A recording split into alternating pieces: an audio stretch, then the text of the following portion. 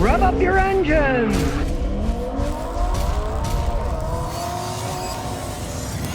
Well, looks like the Chinese are going electric a lot faster than Americans. For the first time, more than half of the new cars sold in China are electric or hybrid cars. In the United States, that was only 18% of them were electric or hybrid cars. So the Chinese are obviously taking it seriously. Now, the interesting thing is, the Chinese market is now bigger than the American market because in 2023, 15.5 million new vehicles were bought in the United States. But in China, they sold over 20 million new vehicles. So China is actually a bigger car market than the United States. Didn't used to be that way, but I guess the Chinese have more money. They're growing. They're not all poor people. It's a bigger market, and they're taking electric cars more seriously. They make like 80% of the electric batteries in the world for electric cars, so they're certainly set up for that. So China is the world's largest car market now instead of the United States, and they are going more electric. Hey, you know what I say? Great. Let them perfect it. Maybe they can actually perfect the stupid things. And then by the time Americans start buying them, they'll actually work. Let somebody else be the guinea pig. That's my philosophy on it. Volkswagen camper vans are making a grand return to the United States. Realize that they call it the ID.Buzz. The electric Volkswagen microbus. Original ones had like 35 horsepower.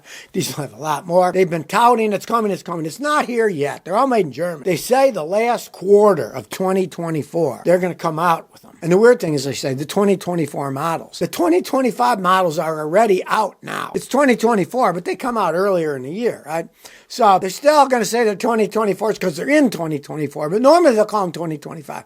Regardless, they claim they're going to be out the last quarter. Now, there's no talking about the price. Volkswagen's kind of keeping a lid on it. Originally, these things were supposed to be 40 grand. I'm sure they're going to be a whole bunch more than 40 grand when they do come out. They're going to look like a modernized Volkswagen microbus. Now, it is an electric vehicle with all that stuff. They won't have the biggest range on Earth. Got to deal with charging and all that crap. And how the heck they came out with the name ID.Buzz is beyond me. Now, it'll be the first Volkswagen van available since 22 years ago when they stopped making them. Now, the problem with the Volkswagen vans was they started out with a simple thing, little 35 horsepower air-cooled engine, simple, easy to maintain. The last ones they sold were absolute disaster. They had all kinds of engine problems with them, transmission problems up the wazoo. So at least you don't have to worry about that because they don't have transmissions or engines. They're electric battery-powered vehicles. So I'm sure they'll sell a bunch of them just for nostalgia's sake themselves. But they claim they're coming out the end of 2024, the last quarter.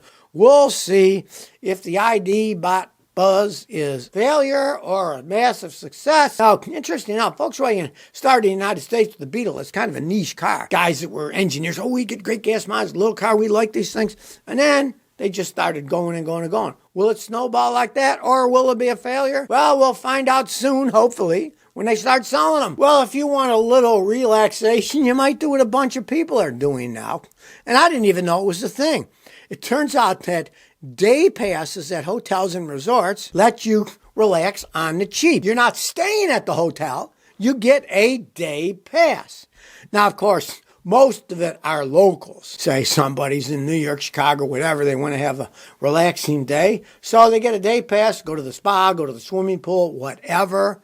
Now they offer them even the Bahamas in places too. So say you're traveling through, but you're not staying. Well, you can go there and pay for a day pass. Now, this tells me that the hotels and the resorts are in dire straits because there's no way in the past they would have ever resorted to something. So you can come for the day, pay us some money. It was exclusive, right? They wanted to get the big money for the people that were staying there for days or weeks. Well, I guess times are tough in the resort industry, and now they're resorting. That's a double entendre. The resorts are resorting to selling day passes to let people come and stay the day. One woman in Austin, Texas does it twice a month. Now, there are some really nice hotels in Austin, especially on Lake Austin. The Four Seasons, unbelievable. I don't know if the Four Seasons does this. I don't know if they do or they don't. But if they did, I'd have nothing against it. They got a nice restaurant, a great infinity pool looking at the lake. I mean, not that bad of an idea, right?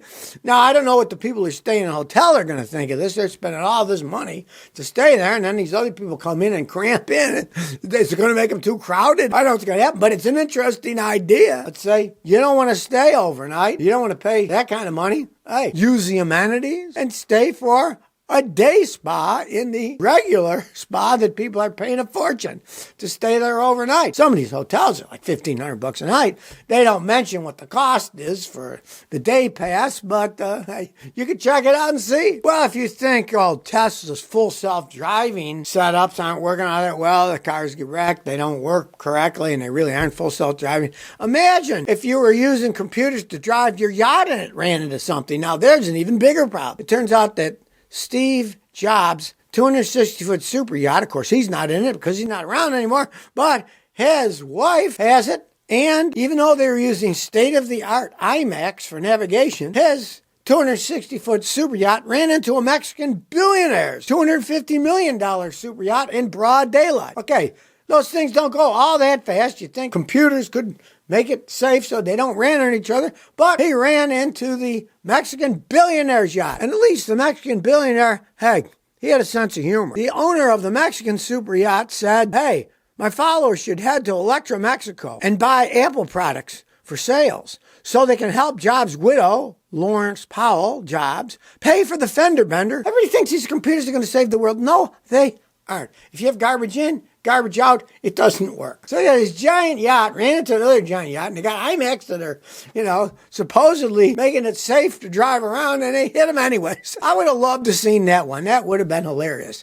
Two billionaires running into each other. Kind of reminds me when I was a kid. We drove down to the Keys in Florida, and we were driving through Miami. I saw the funniest thing that I could have ever seen in my life.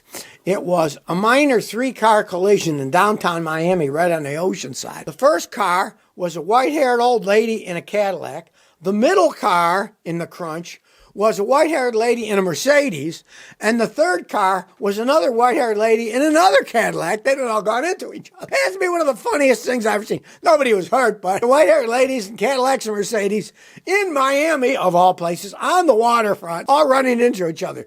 But that doesn't beat these super yachts colliding. That's even funnier. Well, I always wondered, you go to the airport and the carousel goes around and says, warning, moving parts, do not climb on carousel. Well, believe it or not, a woman died at the Chicago airport by being stuck on the carousel. They didn't give any names up, but said she was 57 years old. Now, you think if you're 57 years old, you would have the wherewithal of not climbing on the carousel. But somehow, she got in it and she ended up dying. I mean, as a kid, I was watching things go around thinking, gee, it'd be kind of fun to ride on that thing. Now, this woman was just a member of the public. She wasn't a worker who was fixing her or something and got stuck. How on earth she got herself stuck on a carousel? I don't know, maybe she had really long hair and it got stuck. And as a kid, I had really long hair, but I hid it inside a baseball cap and put it on for 2 reasons. One, I didn't want the hair getting stuck on an engine while I'm working on it, which, of course, pull your head into the engine. Who knows what would happen?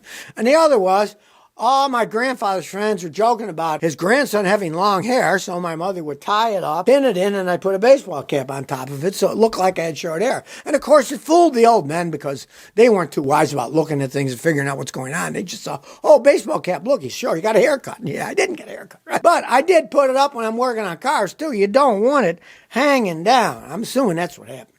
But regardless, don't play around the carousels at airports.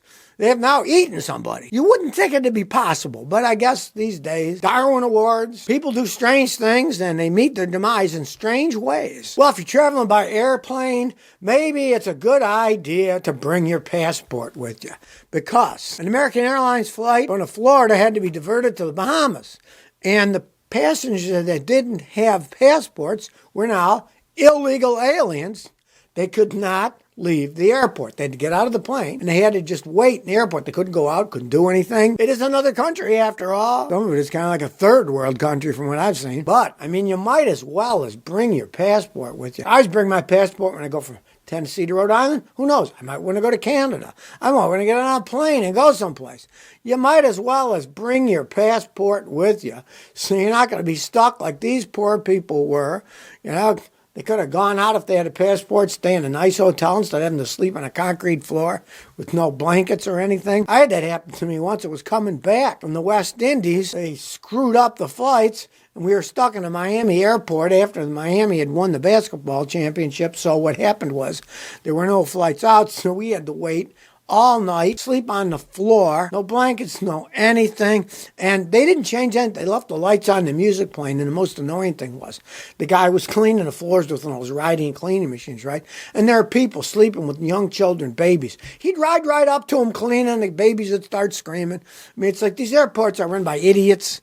They don't care about their clientele. Believe me, if you're going to travel anywhere, bring your passport so you can go in and out and do something if you're stranded somewhere that you weren't planning on being. Even though I was stranded in Miami, I didn't need a passport there. It was still a very annoying experience, thanks to American Airlines and their crappy airplanes. When we landed in the West Indies, my wife sat next to me, and the whole top panel fell down and the wires are all hanging there. Good thing it happened when we landed, so we got off the plane. Not the greatest planes on earth they're flying either. So if you never want to miss another one of my new car repair videos, remember to ring that bell.